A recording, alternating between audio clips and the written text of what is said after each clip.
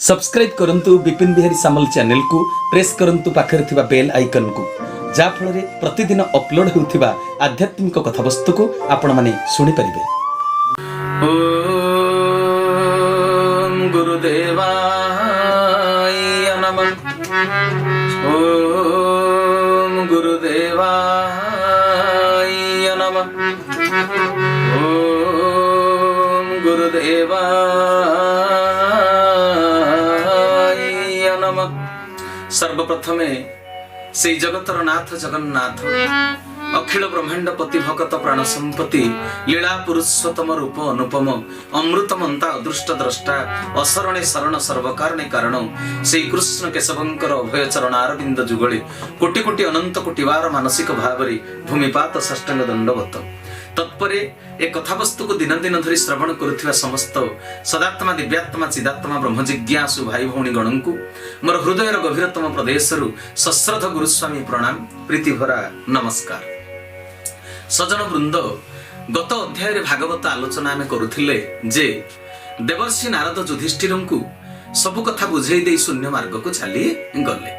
आमे आलोचना ई कथा गत पर्याय आमे करिसंती जे देवर्षि नारद धर्मराज युधिष्ठिरंकु बड़ बापा धृतराष्ट्र और बड़ मा गांधारींकर आसंता 5 दिन रे महाप्रयाण हेबो बोली भविष्यवाणी देई से गले। प्रथम स्कंद 14 अध्याय चतुर्दश अध्याय आज आमे आलोचना करिबा। भगवान कृष्ण पांडवंक यज्ञ संपादन कराई जेतेबेले हस्तिनारु द्वारका नगरी को जदुवंशी आ अर्जुनक सहित प्रत्यागमन कले। आपण माने जानिथिबे जे युधिष्ठिर पठेइले तृतीय पांडव अर्जुन वासुदेवंक सह द्वारका साथी रे गले। बहुत दिन बीती गला परे जेतेबेले अर्जुन हस्तिना को आ फेरिले नाही युधिष्ठिर चिंतित होई गले। एते दिन पर्यंत बंधु घरे अर्जुन अटकी रहिला काहेकि युधिष्ठिरंक चिंता दिनकु दिन 100 रु 100 गुण अधिक बढ़िबाको लागिला। अनेक अशुभ संकेत पुणी तांको देखिबाको मिलिला। हमर गोटे विपद पड़िबा पूर्वरु आम परिवेश रे गोटे अशुभ संकेत तबु देखिबाको मिले। आपण माने एक कथा भलो करी जानिचंते भागवत रे मध्ये तार आलोचना हेछि। मु प्रसंग क्रमे से कथा मध्ये कहिबी। सेते बेलको कलिजुग प्रवृत्त होई सारिला। कालर गति अतीव भयंकर हो सारानी। धर्मराज युधिष्ठिर लक्ष्य करुचंती कोली तार पारिषद वर्ग को नहीं धरा पृष्ठ रे वर्तमान विद्यमान होई सारानी। जेउ समय जेउ ऋतुर प्रभाव सेमिति अनुभूत आउ हो नाही। माने जेतेबेले जो ऋतुटा आसीबा कथा तार विपरीतटा हेउछि। आत्मीय स्वजन परिवार रे केही काहाकु स्नेह करुनांती। समस्ते समस्तंकर भल कथा आगुरु देखुतिले एबे मंद देखिबा आरंभ करि देलेनी। दोष देखिबा आरंभ करि देलेनी। टिकिए टिकिए कथारे रागी जाई परस्पर को से माने गाली दउछंती। उपकारी रो उपकार को मने न करी उपकार पाइथिबा व्यक्ति उपकारी उपरे दाउ साधुची आघात दउची।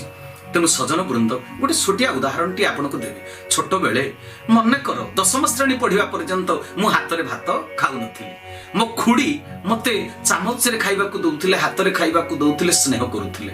तबे घटना चक्र रे आज समय स्रोत रे मने कर कोनोसी कारणरु खुड़ी मो सहित शत्रुता कले किंतु से खुड़ी मां ठारू अधिक स्नेह करी मते छोट बेले खाइबा को देइथिले कि नाही। तबे मु आजी मुझे धर्मपरायण हेली बा सृष्टिर सबु कथा को जानिली आत्मज्ञान को बुझिली सेतेबेले मु खुड़ींकर को जिनिसटा को मने पकेइबा कथा से मते आज घृणा करूचंती बोली आज मोर सहित शत्रुता करूचंती बोली मु पूर्वर उपकारटा को भूली जीवी। तबे एबे मु तांको सहित कोन करिबा दरकार। हिंदी गीतटीए सौतन की बेटी फिल्म रो सुंदर गीतटीए सजन वृंद लता मंगेशकर गाइथिले। मु तो समस्त गीत फिल्म गीत हो भजन हो सबुथिर मु टिके फिलोसफीटा को ग्रहण करे। तबे सेही फिलोसफी को आपण मानक निकट रे भागवत क्रम रे प्रसंग रे कहिबा को मु इच्छा प्रकाश करूची।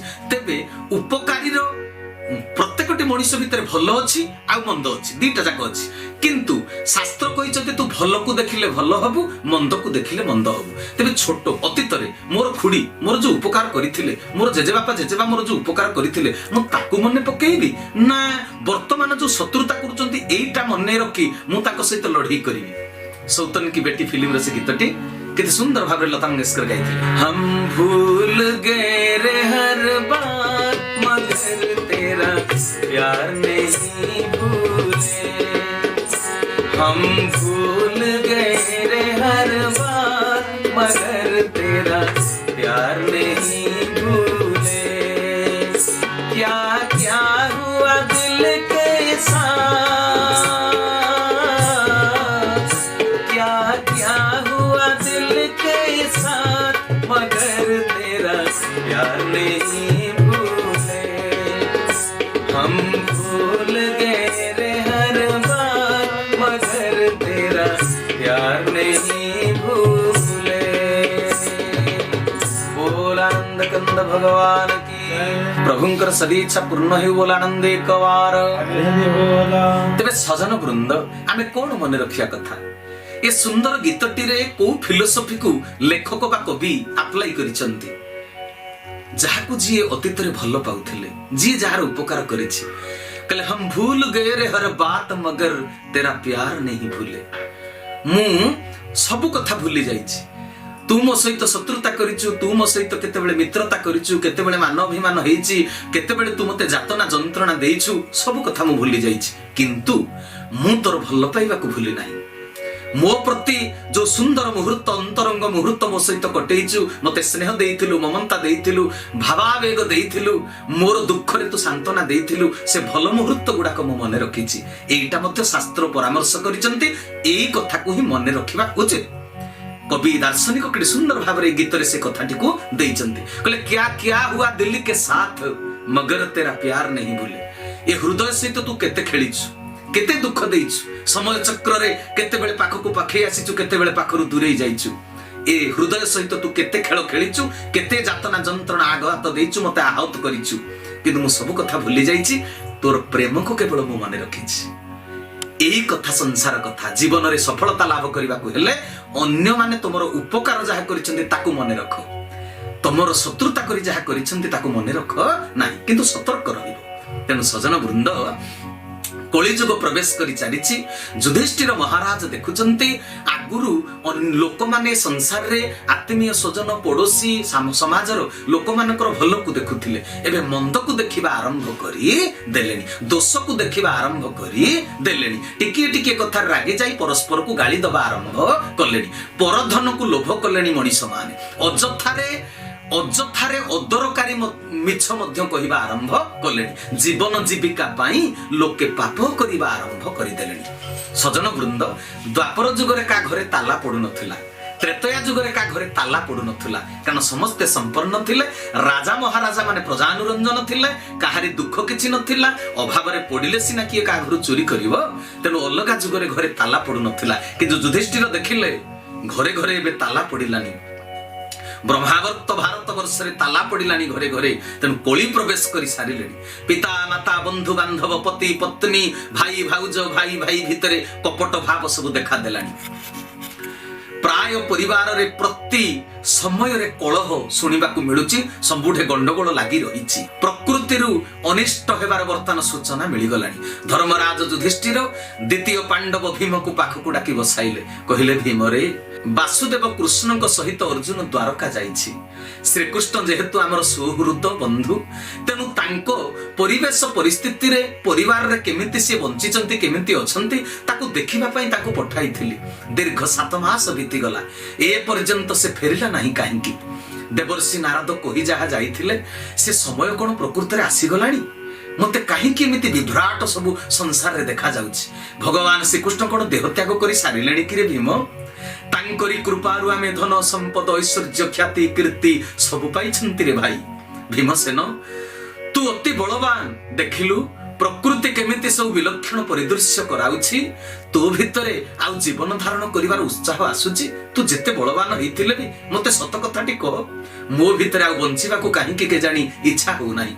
सब बेले आकाश रे उल्कापात, सब बेले भूमिकंप, सूर्यंक किरण असह्य प्रखर होई गलानी, प्रखर वायु प्रवाह, झांझी पवन, अदिन रे वर्षा होई बन्या प्लावन करुछि धरा पृष्ठ को। पंचभूत तांकर प्रलय क्रिया आरंभ करि देई सारलेनी, लोक मानकु अचिन्हा व्याधि ग्रास कलानी। ए सब अशुभ संकेत देखि मते भारी भय लागुछि रे भाई।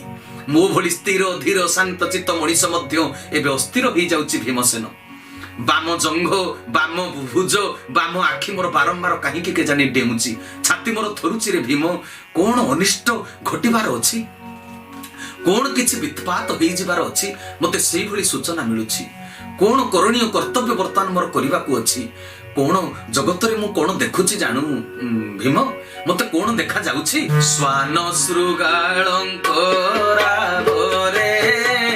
विकटाळ सबद अश्वनयन रे लोतक मोते चाहि विषाद गोमाता गोमन करिला मोर बाम पार्श्वरे कथ स्वान गले दक्षिणे देखि हृदय थरे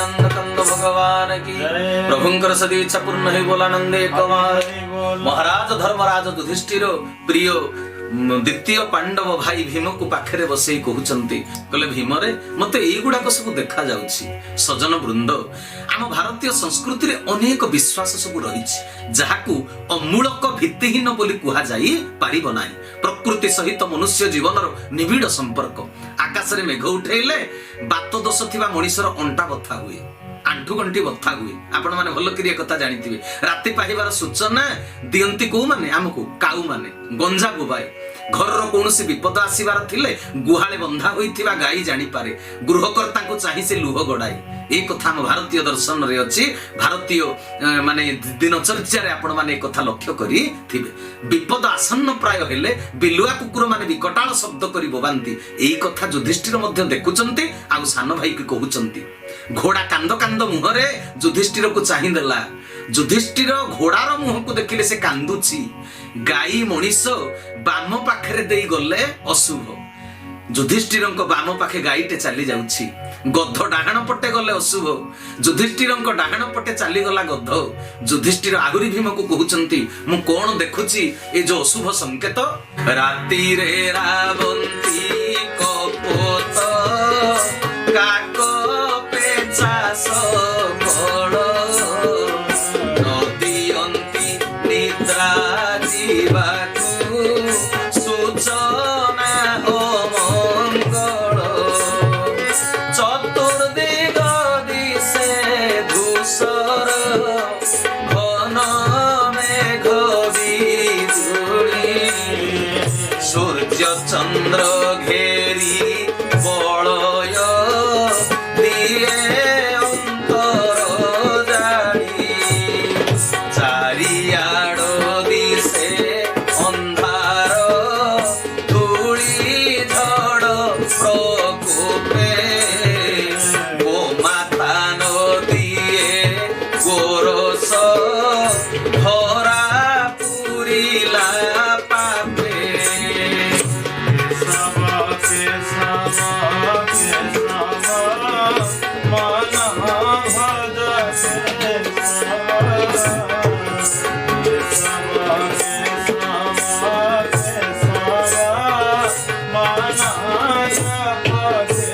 बोल भक्तवत्सल भगवान की बोल धर्मराज युधिष्ठिरंकर तेबे सजन वृंद युधिष्ठिर महाराज ए अशुभ शकुन सब देखुछंती मन भितरे तांकर छनका पसी जाईची मन भितरे से केते कथा चिंता करूछंती भीम को पाखरे बसई ए सब लक्षण कथा से बखाणुचंती युधिष्ठिर कहउचंती बाबू भीमसेन भूत प्रेत चारियाडे छिड़ा होइथिबा भली मते लागुची रे धन मन रे भय संचार हेउची मंदिर रे देवादेवींक मूर्ति कांदिला परि मते देखा जाउछंती देवादेवींक मूर्ति रु झाळ बाहरिला परि मते देखा जाउची पर्वत गुडाक निज स्थान रे थरिला परि मते लागुचंती ग्राम नगर उद्यान आश्रम सब श्रीहीन देखा जाउची फूल फुटिची किंतु से फूलर रंग बेरंग देखा जाउची केउ विपदर सूचना देउची सब लक्षण पृथ्वी श्रीकृष्ण विहीन होई गलानी कि रे धन युधिष्ठिर भयभीत होई एपरि कहूथिबा बेले अर्जुन आसी पाखरे पहुंची गले द्वारकारू आसी अर्जुन पहुंची गले राजउआसरे हस्तिना राजउआसरे युधिष्ठिर देखिले ଯୁଧିଷ୍ଠିର ଭାଇକୁ ଏତେ ଦିନ ଦେଖିଲା ପରେ ମନ ଭିତରେ କେତେ କୌତୂହଳ, ମନ ଭିତରେ କେତେ ଦ୍ୱନ୍ଦ୍ୱ, ମନ ଭିତରେ କେତେ ଆଶଙ୍କା, କିନ୍ତୁ ଭାଇକି ପାଇଲା ପରେ ପୁଣି ଖୁସି ହେଲା ବଦଳରେ ସେ ଦୁଃଖ କରୁଛନ୍ତି କାହିଁକି ନା ଅର୍ଜୁନଙ୍କର ମୁଖମଣ୍ଡଳ ମଳିନ ପଡ଼ିଯାଇଛି, ନୟନରୁ ଅଶ୍ରୁ ବିଗଳିତ ହେଇଯାଉଛି, ଶରୀରରେ ପୂର୍ବର ଆଉ ତେଜ ନାହିଁ, ଅତ୍ୟନ୍ତ ଆତୁର ଜଣା ପଡୁଛନ୍ତି, ବ୍ୟାକୁଳ ଜଣା ପଡୁଛନ୍ତି। ଏଭଳି ଅବସ୍ଥାରେ ଅର୍ଜୁନ ବଡ ଭାଇ ଯୁଧିଷ୍ଠିର ଓ ଭୀମଙ୍କୁ ପ୍ରଣାମ ଜଣେଇଲେ। ଯୁଧିଷ୍ଠିର ଅର୍ଜୁନଙ୍କର ଏ ଅବସ୍ଥା ଦେଖି ଏବଂ ନାରଦଙ୍କ କଥାକୁ ମନେ ପକେଇ ବ୍ୟସ୍ତ ହୋଇ ପଡିଲେ। ସମସ୍ତଙ୍କ ଉପସ୍ଥିତିରେ ସେ ଅର୍ଜୁନକୁ ବ୍ୟାକୁଳତା ଭରା କଣ୍ଠରେ ପଚାରୁଛନ୍ତି। କିଏ ପଚାରୁଛନ୍ତି?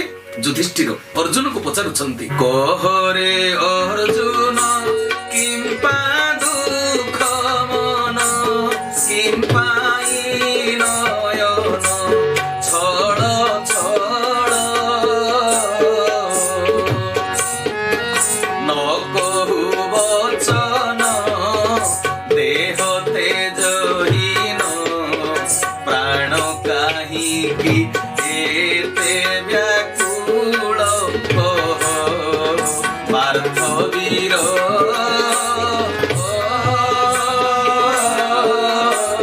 କୁଶଳେ ଛନ୍ତିନା ଯଦୁକୂଳ ପାର୍ଥ ବୀର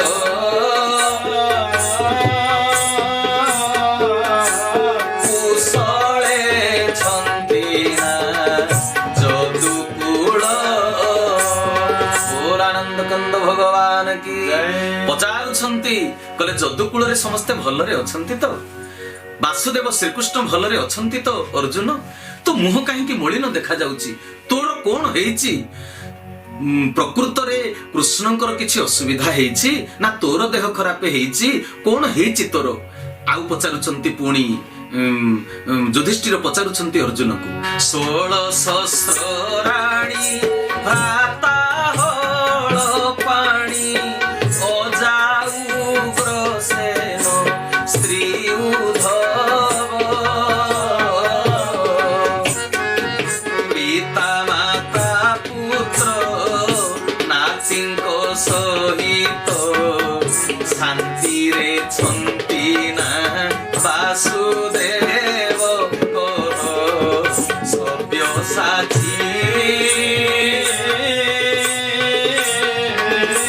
ଦୁଃଖ ଅନୁଭବ କିବା ପାଞ୍ଚି କହ ସବ୍ୟସାଚୀ ଦୁଃଖ ଅନୁଭବ କିବା ପାଞ୍ଚି। बोलानंद कंद भगवान की प्रभुंकर सदीच्छा पूर्ण है बोलानंदे गोपाल। सजन वृंद पचारुछंती कहले 16 सहस्र राणी बड़ भाई हलपाणी बलदेव उग्रेसन अजा उद्धव भक्त माता पिता 7 जनक मा देवकींकर जो 7 भौणी माउसी मा समस्त भलरे अछंती तो भगवान श्रीकृष्णकर। कह अर्जुन तो मनरे एते चिंता काहेकि? तू कोन पांच करूचु मने मने रे भाई? युधिष्ठिर अर्जुन को द्वारकार समस्त कुशल कथा पचारुचंती। जदुवंशी केमिति अछंती, वासुदेव पुत्र नातींक संगते केमिति अछंती जानिबा को इच्छा करूचंती। युधिष्ठिर गोटी गोटी करी श्रीकृष्णंकर परिवार समस्तंक नाम संबोधन करी कुशल वार्ता पचारुचंती। अर्जुन को तुंडरु पदे हेले कथा बाहरु नाही। युधिष्ठिर पुणी पचारिले, कहले अरे भाई द्वारकारे थिबा भितरे तोते की कोन अपमान देला कि रे? तू बंधु हिसाब रे जाइथिलु, बंधुर व्यवहार कोन श्रीकृष्ण को परिवार रे जानि नाहंती? से तो बंधु वत्सल, तो मन काहेकि दुख होईची? खराब व्यवहार तोते किए देखैले कि रे? जे अपकर्म गुड़िक कले मनुष्य दुर्बल होई पड़े, विषादग्रस्त होई पड़े, से निंदित कर्म मध्यरु तू कौन से अपकर्म करिछु कि निंदित कर्म करि देइछु कि? नले तोर कोन होईची?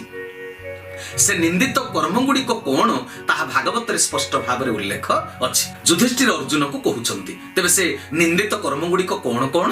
काहेकि अर्जुनकर मुह मलिन पड़ी जाइछि बोली युधिष्ठिर संदेह करी एक कथा पचारुचंती। तेबे से कर्म गुड़िक कौन? केबा भरसना अमंगळे तोते स्थापिला वाक्य बळे लभिला शस्त्र केणे गला तोते अवज्ञा केबा कला अर्थ प्राणी को देबा गलु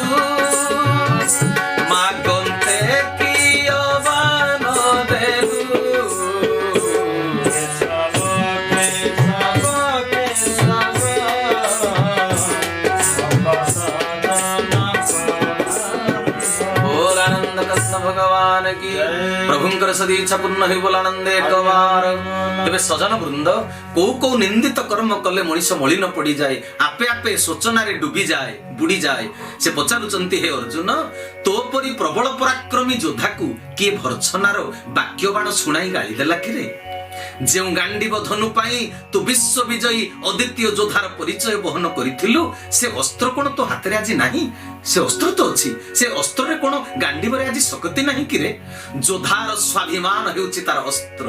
ତୋତେ କିଏ ଅବଜ୍ଞା କରି ପରାସ୍ତ କରି ଶକ୍ତି ତୋ ଠାରୁ ଛଡେଇ ନେଇଛି କି? ସେ ଗାଣ୍ଡିବରେ ଆଉ ଶକ୍ତି ନାହିଁ କି?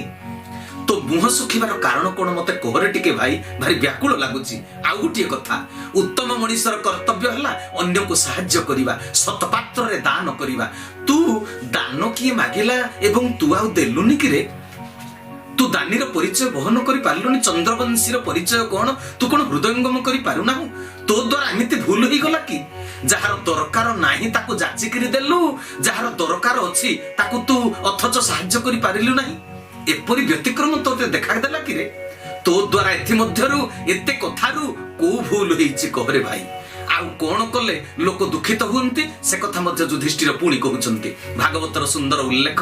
ତେବେ ସଜନ ବୃନ୍ଦ, ଯୁଧିଷ୍ଠିର ମହାରାଜ ଅର୍ଜୁନକୁ କୋଉ କୋଉ କଥା ପୁଣି କହୁଛନ୍ତି ଯେ କି କି କର୍ମ, ନିନ୍ଦିତ କର୍ମ କଲେ ମଣିଷର ମୁହଁ ଶୁଖିଯାଏ, ନିଜର ଦୁର୍ବଳ ସେ ହେଇପଡେ, ମାନସିକ ଦୁର୍ବଳ ହେଇପଡେ, ଶରୀର ଦୁର୍ବଳ ହେଇପଡେ। ମଣିଷ ତା ପାଖରେ ମଣିଷ ପଣିଆ ନ ରହିଲେ ସେ ପ୍ରକୃତରେ ସୁଖ ଅନୁଭବ କରିପାରେ ନା, ଶାନ୍ତି ପାଏ ନା, ଆନନ୍ଦ ପାଏ ନା।